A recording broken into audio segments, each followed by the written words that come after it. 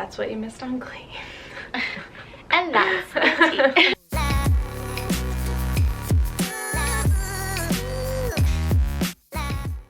Hey guys! So today we are here to talk about something that is rocking Korea. It's crazy. And it's just really important that I think we share like how it is to live here amongst this sort of biggest scandal ever. It just keeps coming out. It's still going. So honestly, by the time we finish filming this, something else might have happened and we don't know. Also keep in mind, we're not like the news. So basically, if you guys don't know, Burning Sun was a really big club here in Gangnam in Seoul, co-owned by Seungri of Big Bang, and that's how it's kind of made its name and made its statement here. Earlier this year, someone was really brutally assaulted by the staff members at Burning Sun, and you can Google that video if you want. It's definitely on the internet.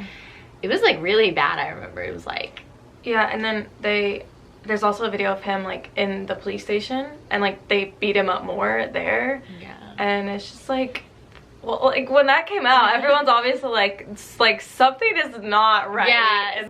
That smell, the kind of smelly smell, the smelly smell that smells. They were looking into security camera footage. They actually saw a girl being dragged down the hallway, and she seemed to be kind of unconscious, potentially drugged. She was being dragged to the VIP room, not like outside, like into the VIP room. Yeah, so from there, the police investigation of assault escalated very quickly into an investigation of prostitution and drug trafficking and corruption of all kinds. And so that's where it started. It started in January this year. March, so some Kakao Talk chat rooms, which they showed Seungri like talking to staff members from Burning Sun. Allegedly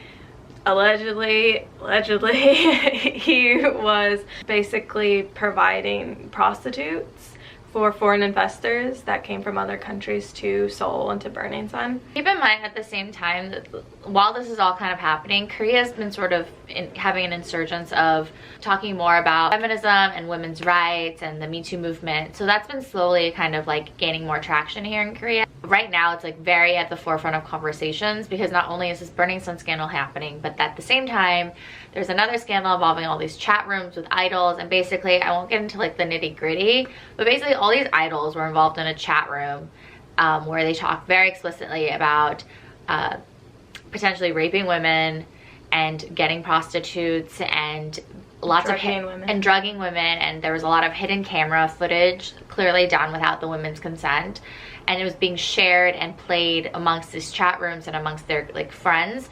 And so this all started with Jung Joon Young, who honestly, like, I'm not gonna lie guys, I loved One Night, 2 Days. It was one of my favorite shows, and I really loved him in it, and I had no idea that this was his true nature. So as a fan of the show, I was really heartbroken to learn, because obviously you don't know these celebrities in real life, and then you find out this stuff and you're just like, wow, like I can't ever watch this show again. And so basically him and so many celebs. It's like a disclaimer, some of these people were actually booked by police, so they have enough evidence to like actually book them. Some of the people weren't booked, they're just like witnesses or whatever. So like don't like drag us in the comments like this person didn't do anything. They're still like, they're like there, yeah, in the vicinity. Yeah, but I mean, like, we don't know, you know, they're not the police, right, so we don't know. They're there in different capacities. I know like some of them said they left the group chat years ago, they just saw it and then they left. Some of them are there as witnesses, so there's like a whole thing. There's like, but at the same time, we will be honest, it hasn't been exactly super crystal clear exactly what, because it's not like they can share what was like exactly in the footage. And sometimes it's like the police will just like release a name, or they'll just like release the last name, and they're like, this person with the last name Kim, and they're a singer, and then people are like, oh, I think it's this person, oh, I think it's this person, oh, they're canceled, but there's no evidence. Literally every celebrity named Kim has been canceled. It's gone. Like, they're done. There's a lot of speculation happening. There's other stuff happening there, like FDL's Jung Hoon, he very like explicitly in the text apparently said that he had close relationships with certain police officers. He was able to cover up his drunk driving incident. So now there's issues of police corruption and the link between these celebrities and high profile figures and the police. And so there's that added layer of, well, everything's already been corrupted, so how do we fix this? And then on top of that, it's all these poor women who are now victims of now knowing like their sexual experience was then publicly shared with people they didn't want it to be shared with. So that's like a whole other layer of disgust on top of that.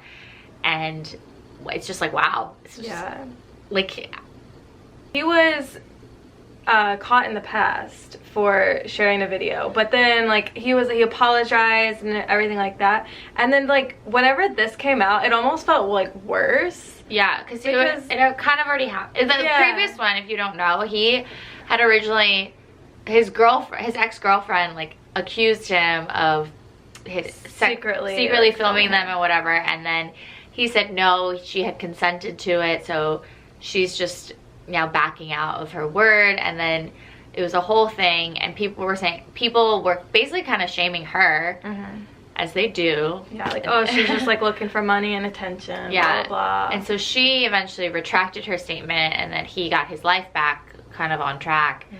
And now it's just, this is all coming to light, and now people are thinking, wait, we got bamboozled. Yeah, she was the victim the whole time, and you know, the public was so ready to shame her for this before they even knew all the facts. These are like famous idols. They put on such a beautiful, like, pure image of themselves. Something else that makes it like harder to like take in, like in the like American Hollywood industry, like I kind of just assume everyone in Hollywood has like kind of done something that's like, you know, not that great. But here, and of course K-pop idols are just people, so it's like whatever, you know, people are people, but they have this image of being very like clean cut, like a PG-13 movie. Exactly. And then this happens and you're like, well, should we be surprised? And it's like, yes, you are grown adults, and yes, they are not a PG-13 movie, but should they still be doing this stuff and talking about this stuff? Absolutely not. It brings up the whole conversation of prevalent hidden cameras are here. It was a really big wave too. Like there was like a huge rise of hidden cameras suddenly in public bathrooms. So now then there was like a whole campaign with police where they had to go into all the public bathrooms because they're in like the subway stations and malls and shopping centers, and so they had to go in and like find all these tons of hidden cameras. And like the technology nowadays, like the way that people could hide them is crazy. Absurd. Like it's so scary. Yeah, they literally can hide them in the tiniest thing. On like a button on like a shirt that like you wouldn't notice. For such public figures to be openly doing this amongst themselves and then have such close police relations is very daunting. On a separate note, they were bringing up past investigations of, there's a really famous incident here in Korea where an actress in 2009, she killed herself, and when she killed herself, she left a note saying her agent had prostituted her to over 30 people in the entertainment industry, or just people of influence, and she listed them, and nothing was really ever done. Her agent, I think, only got he got jailed for a year, and then everyone else was kind of just, they got away with it. The statute of limitations ended this month in March, but there's a huge petition, so the president of the country actually extended the statute of limitations, so that's still ongoing.